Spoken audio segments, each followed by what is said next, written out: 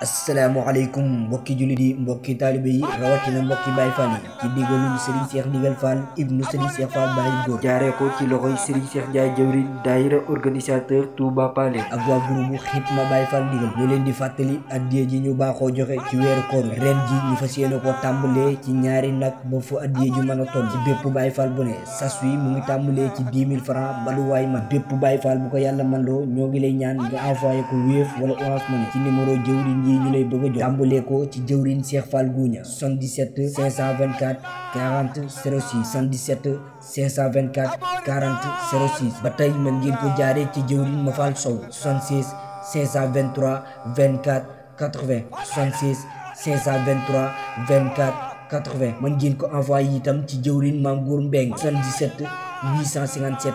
10 00 77